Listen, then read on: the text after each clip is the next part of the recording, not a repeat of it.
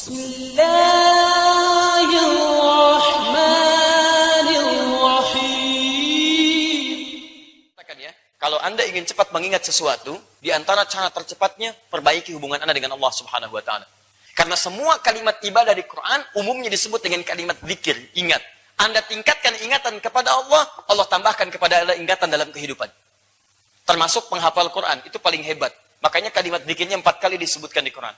Ini sudah penelitian, Anda sudah bisa hafal Quran, itu otomatis paling minimal 3 kali ingatan Anda akan menguat dari biasanya. Dengan cara, maaf, jika memang hafalan Anda dikerjakan dengan cara yang benar. Nah, lawan dari ingat, apa tadi? Lupa. Lawan dari taat, apa? Maksiat. Masih ingat? Maksiat. Perhatikan, ini agak sedikit rumit ini. Zikir, ingat. Caranya, taat. Lawan, ingat, lupa. Baik, lawan dari taat, maksiat. Jadi kalau Anda banyak maksiat, Anda akan lupa dengan Allah. Anda banyak maksiat, Anda lupa dengan ibadah. Anda banyak maksiat, terganggu ibadah Anda. Anda banyak maksiat, Anda banyak melupakan hal maslahat dalam kehidupan Anda. Makanya kalau ada orang mengerjakan maksiat, konotasinya lawannya taat. Ketika ada orang taat, konotasinya dia semakin ingat. Ingat dengan ibadah, ingat dengan khusyuknya. Jadi yang kedua faktor yang menyebabkan terganggu seseorang ibadah, ketaatannya terganggu, salah satunya dengan maksiat. Maksiat bisa menyebabkan orang lupa. Lupa pada apa? Ibadah.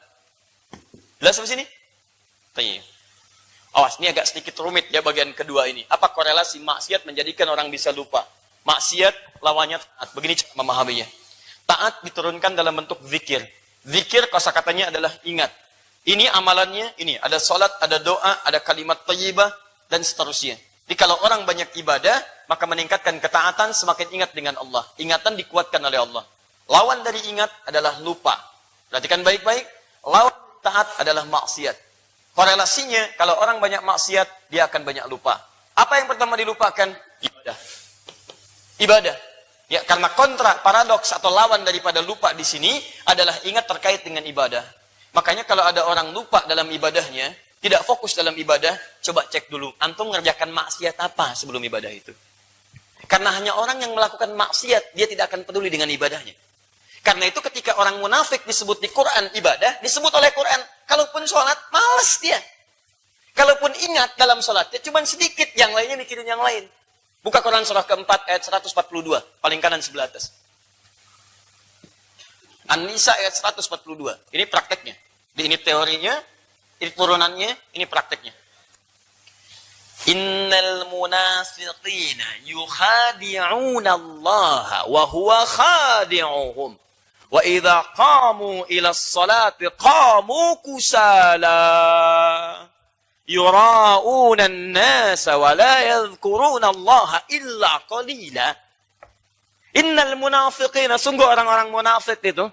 Lihat kalimatnya. Yukhadi'una Allah, mereka mencoba mengelabui Allah dalam ibadahnya. Jadi mereka pura-pura seperti ibadah, padahal nggak fokus dengan ibadah. Munafik itu kan termasuk tingkat tertinggi dalam maksiat.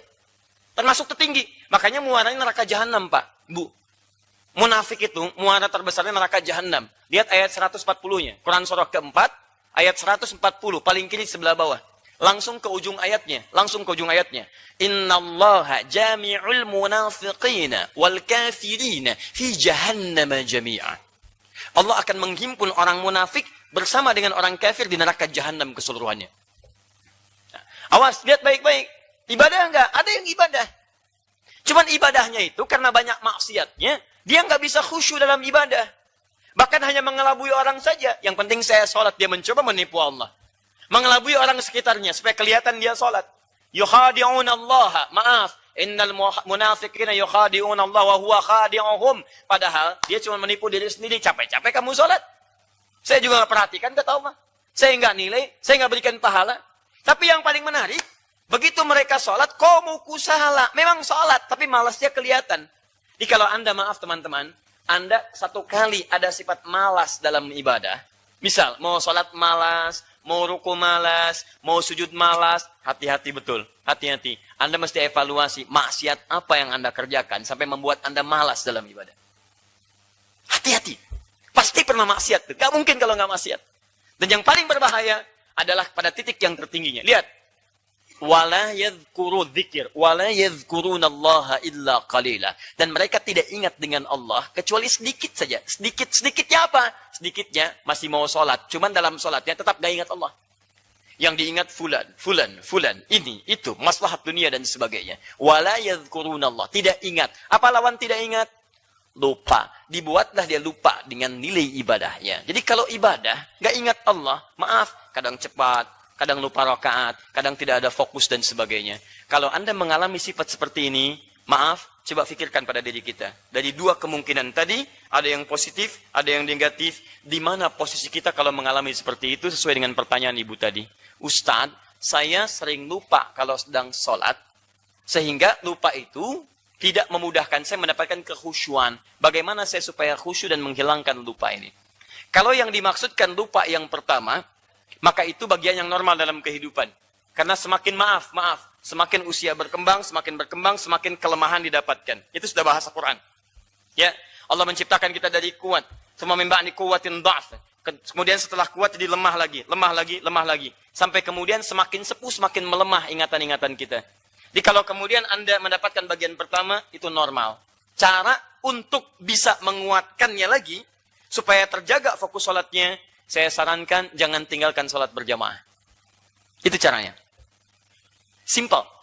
Jadi kalau yang laki-laki ke masjid, perempuan nggak bisa ke masjid di rumah. Yang penting jamaah. Sebab kalau berjamaah, ada yang saling mengingatkan. Imam lupa, yang ingatkan siapa? Makmum. Pasti itu. Karena imam satu, Lukman. Makmum banyak. Jadi begitu imam lupa, makmum ingatkan. Kalau makmum lupa, siapa yang ingatkan? Tidak. Yang ingatkan suasana berjamaahnya. Nggak mungkin imam ingatkan. Ya, nggak mungkin. Imam nggak bisa nengok ke belakang. Ya, aduh imam saya lupa. Oh, begini caranya. Batal sholatnya semua. Tidak. Imam tidak mungkin mengingatkan. Tapi suasana sholat akan mengingatkan dia. Misal, Anda harusnya misalnya sujud. Tiba-tiba Anda keingat ruku. Begitu mau ruku, teman-teman sekarang harusnya sujud. Anda menyadari bagaimana suasana sholat jamaah menjadikan semua orang sujud kecuali Anda. Maka saat itulah otomatis Anda akan mengerjakan sujudnya. Paham ya? Anda kira rakaat kedua, Anda berhenti, ternyata semua orang naik. Maka Anda otomatis akan mengikuti orang yang lain untuk naik, kemudian menyempurnakan rakaat Anda. Paham? Maka sholat berjamaah, salah satu faedahnya, meningkatkan kualitas sholat kita dan menjaga dari lupa dalam sholat. Jika Anda imam diingatkan makmum, jika Anda makmum lupa, maka diingatkan oleh suasana sholat dalam berjamaahnya. Paham sampai sini? Baik, karena itu saya sarankan bagi para ibu pun yang belum bisa ke masjid, ternyata bukan ada alasan untuk tidak berjamaah. Bukankah di rumah kadang-kadang ada anaknya, ada cucunya, ya, ada misalnya asisten rumah tangga dan sebagainya. Jadi jangan jadikan alasan untuk tidak menunaikan sholat dengan berjamaah. Itu yang pertama. Yang kedua, kalau memang sumbernya dari satu di antara dua, setan atau maksiat, maka caranya adalah pertama, kalau dari setan kita berlindung kepada Allah. Fasta'iz billahi minasyaitonir rajim. Berlindung pada Allah. Bacakan ta'awudz. Bacakan surah-surah untuk perlindungan. Itu boleh. Boleh. Dari hadis-hadis umum disampaikan Nabi SAW. Kadang-kadang kalau sudah jelas, Nabi nggak sampaikan lagi. Karena sudah jelas. Bukan nggak ada contoh, hati-hati. Bukan nggak ada contoh. Salat itu dibuka dengan takbir. Allahu Akbar. Ditutup dengan salam. Pertanyaan saya, boleh nggak sebelum salat saya baca bismillah? Halo? Kalau tidak tahu, katakan. Allahu a'lam. Nah, sekarang kita kembalikan pada kaidah fikihnya. Hati-hati, pahami dengan utuh, awas, jangan lihat potongan video setelah ini. Awas, hati-hati, nanti saya kena tahdir lagi itu. Lihat baik-baik teman-teman sekalian. Pertama, ada kaidah yang jelas awal dari akhir, teori dengan contoh. Yang kedua, ada kaidah yang jelas disampaikan ketentuan umumnya, yang kalau sudah disebutkan, gak usah kita mengulanginya lagi. Yang penting kaidahnya sudah jelas. Saking jelasnya, Nabi nggak sebutkan lagi. Nabi nggak sebutkan lagi. Contoh misalnya, kalau antum mau makan, baca apa? Tahu dari mana? Oh, hadis jelas ya. Kata Nabi, Samillah, sebut nama Allah. Kata Imam Al-Bukhari, paling gampang Bismillahirrahmanirrahim. Paling singkat sebut Bismillah. Makan apa saja? Nggak disebutkan. Makan bubur, makan kurma, makan ini, makan itu. Itu makan. Sekarang kalau saya mau pakai pakaian, baca apa? Tahu dari mana? Bismillah kan untuk makan. Ayo. Kalau tidak tahu, katakan apa? Allah Adam. Tapi pertanyaan saya, boleh nggak baca bismillah? Tahu dari mana bolehnya? Katanya Allah Adam. Baik. Lihat hadis umumnya. Tadi spesifik untuk makanan karena ada kisahnya. Nanti saya bacakan kisahnya. Yang kedua, ini ada hadis umum. Hadis umumnya berbunyi begini. Kullu amrin dzibalin la yubda'u fihi bismillahirrahmanirrahim fahuwa abtar. Setiap perbuatan baik yang tidak disebutkan nama Allah di dalamnya, paling minimal dibacakan bismillahirrahmanirrahim, maka terputus pahala akhiratnya. Ini cuma jadi dunia. Ini saya mau minum misalnya. Saya mau minum, tidak saya bacakan bismillah. Bismillahirrahmanirrahim. Saya tidak baca itu. Maka yang saya dapatkan cuma dunia saja. Hilang hausnya, tapi tidak ada nilai pahala akhiratnya. Saya baca bismillah, ada pahalanya. Hadis umum. Kemudian pakaian misalnya. Maaf, saya mau pakai pakaian. Kalau cuma dipakai, saya tidak bacakan doanya, tidak baca bismillahnya, itu sama dengan yang lain saja. Yang pakai pakaian. Yang tidak beriman pun mengerjakan itu. Bahkan belinya di toko yang sama, harganya sama, berangkatnya bareng. Ya dipakai ke tempat yang sama, seragam. Ya, kampus, karyawan, sekolah, dan sebagainya. Kan pakaiannya sama tuh, di tempat-tempat umum. Apa yang membedakan antum dengan orang belum beriman? Kalimat bismillahirrahmanirrahim. Begitu dipakai, dituliskan pahalanya. Bismillahirrahmanirrahim. Baik. Makan baik tidak? Baik. Pakaian baik tidak? Baik. Pakai sendal baik tidak? Baik. Semua aktivitas kita ada doanya. Ketika nggak tahu doanya, bacakan bismillahirrahmanirrahim. Hadis makan itu, kenapa ada khusus lagi disebutkan? Karena pada saat itu ada anaknya Abu Salma. Lihat di Al-Muwatta Imam Malik, nomor hadis 2020, paling kanan sebelah bawah. Datang dia berkunjung kepada Nabi, kemudian di situ dia menyampaikan, ya, maaf, setelah datang, kemudian Nabi hidangkan makanan, anak itu kemudian dengan tangan kanannya ingin menyerobot makanan yang dekat dengan Nabi SAW. Kalau diilustrasikan, dia duduk di seberangnya, makanan kesukaannya ada yang mendekat dengan Nabi. Tangannya masuk ke depan, kata Nabi, ya ghulam, idza quddimat ta'am, khudh biyaminika ma yadik.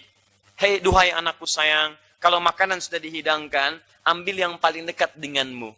Yang paling dekat. Kalimat disampaikan pada anak, tapi khitabnya, cara bicaranya tujukan pada orang tua. Maksudnya kalau orang tua bikin makanan, dan tahu anak dengan makanan kesukaannya, maka dekatkan makanan itu pada yang disukainya. Anda punya 2 orang anak, 1 ayam sukanya, 2 tempe sukanya. Maka yang suka ayam, dekatkan ayam kepadanya. Yang suka tempe, dekatkan tempe kepadanya. Sehingga dengan itu memudahkan dia untuk mengambil. Itu maksud hadisnya. Kemudian ambil itu. Dan pada anak kecil, lihat, samillah. Jangan ajarkan doa yang panjang-panjang. Yang penting buat dia paham. Sebut nama Allah. Bismillah. Padahal ada doa makan. Ada doa berpakaian. Ada doa untuk makan, doa minum, doa berangkat. Kata Nabi, kalau Anda ingin yang simpel, cukup sebut bismillah. Bismillah. Ditekankan lagi karena orang yang belum tahu tentang itu. Kalau sudah tahu, nggak usah disebutkan lagi. Sekarang saya tanya pada Anda, saya belum sholat, saya mau sholat nih. Mau sholat, boleh nggak baca bismillah? Kalau pada hadis tadi, kita ambil keumumannya, boleh disebutkan bismillahirrahmanirrahim. Sholat yang belum dimulai. Karena saya mau sholat, mengerjakan kebaikan. Begitu salat dibuka, dibukanya bukan dengan bismillah, bukanya dengan takbir, Allahu Akbar. Sambil bertakbir, maka hati berniat. Kata Imam Asy-Syafi'i di dalam kitabnya Al-Um, an-niyatu mahalluha fil qalbi muqtarinan bit takbir. Niat tempatnya di hati bersamaan dengan takbir. Ketika lisan mengucapkan Allahu Akbar, hatinya menegaskan, saya salat maghrib ya Allah. Saya salat isya ya Allah. Maka di hati ini orang Arab mengatakan, usolli fardal isya 4 rakaat. Hatinya menyampaikan, ya Allah saya mau salat isya 4 rakaat. Kita misalnya bukan orang Arab, boleh di hati mengatakan, ya Allah saya mau sholat isya 4 rakaat. Sah. Lisan bertakbir. Jadi yang dibaca bukan bismillah. Bismillah. Salah. Bismillah itu sebelum sholat. Bismillah sebelum makan. Bismillah sebelum berpakaian. Dalilnya apa? Hadis umum tadi. Nah, sebelum antum sholat, ada godaan dari setan. Banyak was-was sana sini. Banyak was-was. Apa rumusnya? Kaidah umum. Fasta'iz billahi minasyaitanir rajim. Sebelum sholat, bacakan ta'awud. A'udzu billahi minasyaitanir rajim. Allahumma inni a'udzubika min hamazatis syayatin. Wa a'udzubika ayyahdurun. Qul a'udzu birabbin nas. Itu boleh. Sebelum sholat dilakukan. Minta kepada Allah. Bagi yang merasa banyak gangguan. Kalau tidak merasa terganggu, nggak ada masalah. Langsung takbir saja. Allahu Akbar. Sudah selesai. Jadi munculnya ayat, kemudian ta'awud dan sebagainya, itu asalnya permohonan kepada Allah supaya tidak ada gangguan-gangguan dari setan ketika ada kerumitan menunaikan sholat. Paham sampai sini? Halo? Jadi latar belakang itu mesti digali. Jangan kemudian orang berta'awud, memang ada masalah dia. A'udzubillahi minasyaitonirrajim. Bid'ah. Masya Allah. Jadi itu yang repot tuh kan. Coba cek dulu, mungkin dia punya latar belakang dan sebagainya. Paham? Dan jangan ditanya juga. A'udzubillahi minasyaitonirrajim. Ada setan ya. Masya Allah, gak usah. Biarin aja. Iya, setannya kamu. Paham ya? Baik, jadi ini kondisinya. Kalau memang banyak gangguan sebelum sholat sana sini, bermohon kepada Allah perlindungan. Dalilnya ada, ayatnya ada, dan sebagainya. Terus? Tayyib. Kalau maksiat, bertobatlah Anda. Bertobatlah di hadapan Allah Subhanahu wa taala. Anda bermohon pada Allah, kemudian tobat dengan baik, tobat nasuha, jangan diulang lagi. Kemudian jika terkait dengan Allah cukup, kemudian Anda beristighfar dengan baik, mohon ampunan, akui kesalahan, sesali dan janji jangan diulangi lagi. Ciri tobatnya, Anda benci melihat perbuatan serupa dan berjanji tidak mengulangi lagi. Yang kedua, meningkat kesolehan Anda. Jadi taat meningkat, maksiat tertutup. Paham? Tayyib. Tapi kalau ada kaitan dengan manusia, Anda akan tergantung keadaannya sebelum minta maaf kepada orang yang dimaksudkan. Makanya saya sarankan kalau punya masalah dengan manusia, termasuk di rumah tangga dan sebagainya, jangan diumbar keluar. Masalahnya ketika masalah antum selesai, dengan orang lain belum selesai. Antum punya masalah, diumbar keluar, tuliskan. Aku tidak menduga, ternyata suamiku seperti itu. Masya Allah. Dikomentari sampai ke ujung. Ih, gak nyangka ya. Nyangka. Tuh, yang komen sampai 1000, yang like, yang dislike, dan sebagainya. Tiba-tiba masalah antum dengan suami selesai. Masalah Anda dengan masyarakat belum selesai. Disitulah persoalan terjadi.